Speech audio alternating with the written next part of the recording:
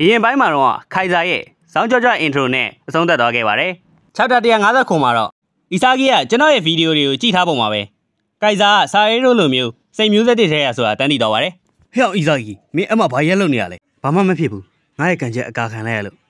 ဟမ်ဘာပြောလဲ။ဒါကြီးကတိတ်တော့အဆင်မပြေဘူး။ဆိုပြီးတော့အားလုံးကခိုင်စာရဲ့စောင်းကြောတဲ့အပြုအမူပေါ်မှာမှတ်ချက်ပေးနေကြပါတယ်။အဲ့ဒီအချိန်မှာပဲမလန်းမကန်းငနေလေးတကောင်ကပြောလဲမထူးခိုင်စာအဲ့ဒီနယ်လဘိန်းတို့နေကမင်းပြောတော့နားမလဲ။ရော့တော်သားလေးဒီမှာမင်းတို့အတွက်ဟိုဦးမခွက်ကီနဲ့ကောင်ကပြောတာဘာသာပြန်တဲ့နေချက်လို့တော့ပြောတာပဲ။အီဆာဂီတို့ကတော့ဂျာမန်လိုဖောနေတာကိုနားမလဲပေမဲ့ဂျာမန်ခီးကောင်ပေးလိုက်တဲ့နေချက်ကိုတက်ကြည့်လိုက်တဲ့အခါမှာတော့ဖောလိုက်တဲ့မြဂျာမန်စကားလုံးတွေကိုဂျပန်လိုပြန်ကြားနေရပါတော့တယ်။ဘယ်လိုလဲတော်သားလေးကြားပြီမလား။မိမလိုက်မိလို့တောင်းပန်ပါတယ်။ငါရဲ့နာမည်က Alexis Ness ပါ။တော်ရင်သားလေးနဲ့ဖုန်ကြီးចောင်းသားလေးကတော့နေချက်ကိုအခုမှတက်ဖူးတဲ့အတိုင်းပြုံးမကြဘူးဆိုပြီးခေါင်းနေရှော့ရင်လိုက်ဂျပန်လိုကြားရတဲ့ဟာဆိုပြီးလှုပ်လိုက်နဲ့လုံနေကြပါတယ်။နေချက်တွေကိုထောက်ပံ့ပေးထားတာကတော့တထေးသားလေးတို့ရဲ့ကုမ္ပဏီဖြစ်တဲ့မီခါကယ်ကုမ္ပဏီကထောက်ပံ့ပေးထားတာပါ။ဟဲ့အောင် Ness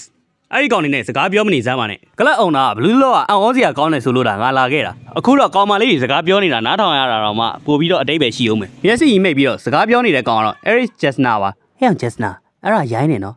်ရိုင်းတော့မဖြစ်လေကွာငါတို့လာမိတာမှားတာမလို့မင်းဒေါ်လာထွက်နေရအောင်လဲငါအပြစ်မတင်နိုင်ပါဘူးဒေါ်လာဆိုတာဝမ်းနေမှုကိုလက်မခံနိုင်ဘူးဆိုတဲ့လက္ခဏာပဲဝူး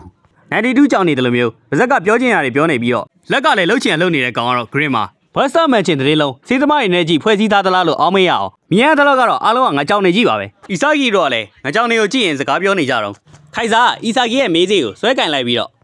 ့ယောဟိချီငါမင်းကိုတွေးယူလာခဲ့တာဘလူးလောရဲ့ ace တိုက်စင်မှုငါ့ကိုစိတ်မပြတ်စီနဲ့နော်သူရေကောင်အစ်စ်လေးမထီးနဲ့ငါမင်းလိုတိတ်မထူဆိုပြီးတော့လက်ကိုခါထုတ်လိုက်ပြီမဲ့ခိုင်စာလက်ကိုအတင်းပြန်ဆွဲယူလိုက်ပြီးတော့ဗဇက်ပိတ်တာငါ့ကိုဒီယူလာမိတာမှားတယ်လို့မတွေးမိအောင်လုပ်ပြီး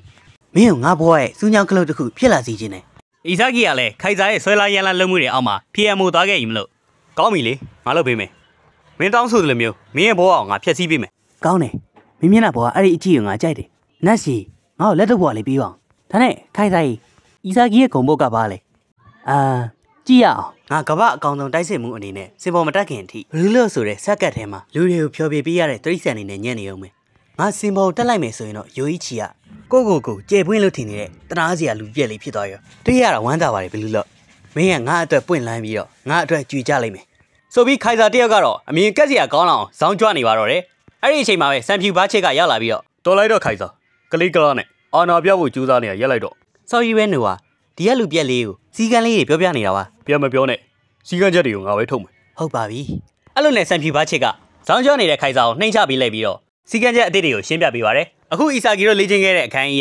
ကစားသမားတွေရဲ့ခန္ဓာကိုယ်ကြိုက်ခံမှုကိုစမ်းသပ်ဖို့ဘတ်စတာမန်ချင်းရဲ့ကျန်းတဲ့ရှင်ပြိုင်မှုတွေကိုနားလည်ဖို့ဒီဇိုင်းဆွဲထားတဲ့အခန်းဖြစ်ပါတယ်။မမြင်ရတဲ့စိတ်ခံစားမှုဆိုတဲ့အရာတွေကိုထည့်သွင်းစဉ်းစားပေးသွားမှာမဟုတ်ပဲအစင်းမြင့်တဲ့ကစားသမားတွေကိုပဲအနိုင်ရဖို့အတွက်ထည့်သွင်းစဉ်းစားပြီးတော့ဆော့သွားမှာပါ။ကစားသမား21ယောက်ကိုပဲအဆင့်တက်မှတ်မှာဖြစ်ပြီးတော့လေ့ကျင့်မှုဆော့ကစားပုံတွေကိုမူတည်ပြီးတော့ထိပ်တန်း17ယောက်ကိုပဲပွဲထဲမှာအသုံးပြုသွားမှာပါ။အဲဒီအောက်ကလူတွေဆိုရင်တော့အသုံးပြုသွားမှာမဟုတ်ပါဘူး။ဘတ်စတာမန်ချင်းဆိုတာလော့ချစ်နဲ့အနိုင်ယူတဲ့အတင်းဒီနေရာမှာအချက်လက်တွေနဲ့အသက်ရှင်ရမယ့်နေရာနံပါတ်တွေဆိုတာဒီနေရာမှာအရာရာပဲဆိုပြီးတော့ဘတ်စတာမန်ချင်းရဲ့ထူးခြားလာတဲ့ philosophy ကိုစံပြူချင်းရဲ့ရှင်းပြပါတယ်။ဒါက blue lock ကစားသမားတွေ line up အတွက်တိုက်ခိုက်ကြရမယ့်နေရာကိုယ့်ရဲ့ခန္ဓာကိုယ်ကိုအသုံးပြုပြီးတော့ကိုယ့်ရဲ့အခွင့်အရေးကိုဖန်တီးရမယ့်နေရာပြီးတော့ခိုင်စာကိုထိတ်ဆုံးကနေနန်းချရမယ့်ပွဲဆိုပြီးတော့အီဆာဂီကတွေးရင်းနဲ့ chapter 150ကဒီမှာပဲအဆုံးသတ်သွားခဲ့ပါတယ်။ chapter 158မှာတော့အီဆာဂီတို့ကထိတ်တန်းကစားသမား17ယောက်ထဲမှာအပါဝင်ဖြစ်ဖို့အတွက်အပြင်းအထန်ကြိုးစားနေကြရပါတယ်။တခါတလေမှာလည်းအဆင့်မြင့်ကစားသမားတွေဖြစ်တဲ့ခိုင်စာတို့နဲ့လည်းအတူလေ့ကျင့်ရပါတယ်။ဒါမှဂေးစိုးလေးခိုင်စာနဲ့ဘတ်စတာမန်ချင်းတရင်လုံးအနိုင်ယူနိုင်မှာဖြစ်ပါတယ်။နားလေကမ်းမှာတော့တငယ်ချင်းဟောင်းတွေဖြစ်ကြရအောင်စကားလာမပြောဘဲလူကြီးမင်းတို့ရဲ့ရီစားဟောင်းတွေလိုအေးဆက်သွားတဲ့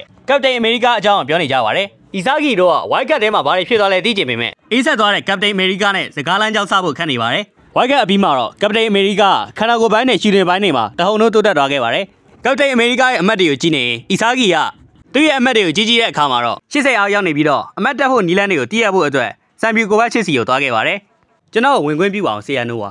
အေးဘာကြီးလဲကျွန်တော်အမတ်တီတက်ဖို့ဆိုရင်ကျွန်တော်ဘာလုပ်ရမလဲဘာလို့လဲ training နဲ့ပတ်သက်ပြီးတော့မကျင်တတ်လို့လားမဟုတ်ပါဘူးကျွန်တော်ခိုင်စာကိုအနိုင်ယူခြင်းလို့ဂေးစိုးလေးကိုအနိုင်ယူဖို့အတွက်အီဆာဂီရဲ့လက်နက်ကဘာလဲလို့မေးကြည့်တဲ့အခါမှာတော့အီဆာဂီကသူ့ရဲ့ဓာတ်ရိုက်ကန်ချက်တွေဖြစ်ကြောင်းပြောပြပါရတယ်အဲ့ဒီလက်နက်ကိုထုတ်သုံးမှုအတွက်ဘာတွေလိုအပ်လဲလို့မေးတဲ့အခါမှာတော့အီဆာဂီကလည်းတစ်ဖက်အတင်းရဲ့ goal area တွေကိုရအောင်သွားဖို့လိုအပ်ကြောင်းပြောပါတယ်အဲ့ဒီလိုကစားကွက်မျိုးကိုစောဖို့ဆိုရင်တော့မြင်ကွင်းကြဲကြဲရှိဖို့လိုအပ်ကြောင်းနဲ့တစ်ဖက်အတင်းဘက်ကနေရာလုကိုရှာဖို့လိုအပ်ကြောင်းပြောပါတယ်အဲ့ဒီလိုလုပ်ဖို့အတွက်ဘယ်လိုစွမ်းရည်လိုအပ်ကြောင်းမေးတဲ့အခါမှာတော့အီဆာဂီကကြောင်အန်းဖြစ်နေတဲ့အတွက်ကြောင့်စံပြူရှင်ကပေါ်လေ ကိုယ့်ရဲ့ကစားကွက်ကိုတော့မှကောင်းပြောနိုင်ဘူးမဟုတ်ပါဘူးကျွန်တော်လိုအပ်တာကျွန်တော်ရဲ့ဘလို့ပြန်မဲ့မျိုးမဆိုကင်တွယ်နိုင်တဲ့စွမ်းရည်ပါကောင်းပြီအဲ့ဒါဆိုမင်းမအဲ့ဒါကြီးအားလုံးရှိမယ်ဆိုရင်ရောငါ့ကိုအနိုင်ယူနိုင်မလားကမ္ဘာအကောင်ဆုံးတိုက်စစ်မှုကိုယ်တိုင်ကသူ့ကိုအနိုင်ယူနိုင်မလားလို့မေးတဲ့အခါမှာတော့အီဆာဂီကအနှဲငယ်တွန်းဆုံသွားခဲ့ပြီးတွေ့ဝင်နေတဲ့အချိန်မှာပဲဆမ်ဘီရှင်ကမင်းရဲ့အသွေးတွေကိုပြန်သုံးသပ်ဖို့နဲ့အဲ့ဒီမတွေ့ကြတဲ့အသွေးကိုဖျက်ဆီးလိုက်ပြီးဖြစ်ကြောင်းပြောပါရယ်မတေကြတဲ့အရာတွေကိုထဲသွင်းမစင်းစားဖို့နဲ့လက်ဆုပ်လက်ကင်ပြနိုင်တဲ့အကြံဉာဏ်မျိုးရလာမှပဲပြောဖို့ပြောပါရယ်